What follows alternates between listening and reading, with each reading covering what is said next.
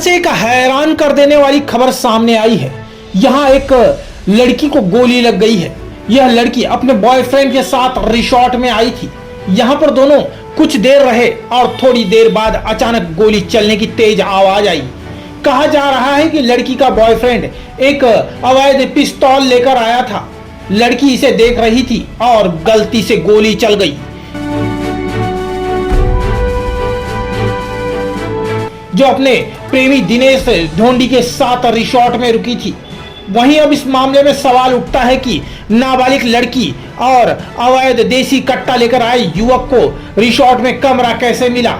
वहीं इस मामले में पालघर एसपी यातीश विजय राव देशमुख ने बताया कि लड़की को बोईसर के एक अस्पताल में आईसीयू में भर्ती कराया गया है।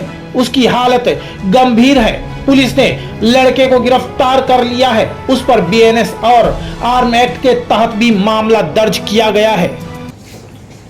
आज दुपारी 1:30 आसपास केळवे पोलीस स्टेशन हद्दीतील केळवे परिसरातील एक राऊत रेसिडेन्सी या होमस्टे या लॉजवर तिथून एक माहिती अशी मिळाली की तिथे गोळीबार झाल्याची घटना झालेली।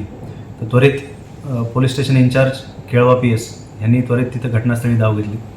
घटनास्थळी आम्हाला एक तरुण मुलगा 18 वर्ष 6 महिने वयाचा एक मुलगा, एक अल्पवयीन मुलगी 17 वर्षाची, तिला गंभीर जखम होऊन रक्तस्राव झाल्याचे दिसले।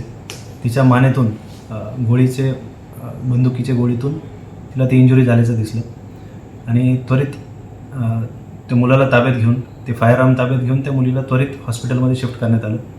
माहीम PHC मधून रेफर करून नंतर अधिकारी लाईफलाईन बोईसर येथे त्या मुलीला उपचाराकरता ॲडमिट करण्यात आलं। सध्या त्या मुलीवर तिथे उपचार सुरू आहेत आणि तो जो तिच्यासोबत असलेला मुलगा आहे तो तिचा मित्र असल्याचे समजते, प्रियकर असल्याचे समजते आणि त्याच्याकडे ते अवैध शस्त्र एक कट्टा किंवा कट्टा सदृश एक अवैध शस्त्र त्याने बाळगलेलं सोबत होतं आणि ते शस्त्र ते सोबत तिथं रूममध्ये असताना शस्त्र हाताळत असताना ॲक्सिडेंटल फायर झालेला असा प्राथमिक अंदाज बांधण्यात येतोय आणि मुलीची ट्रीटमेंट सध्या अधिकारी लाईफलाईन येथे सुरू असून आरोपीची सखोल चौकशी करून ह्या गुन्ह्याचा तपास करण्यात येत आहे।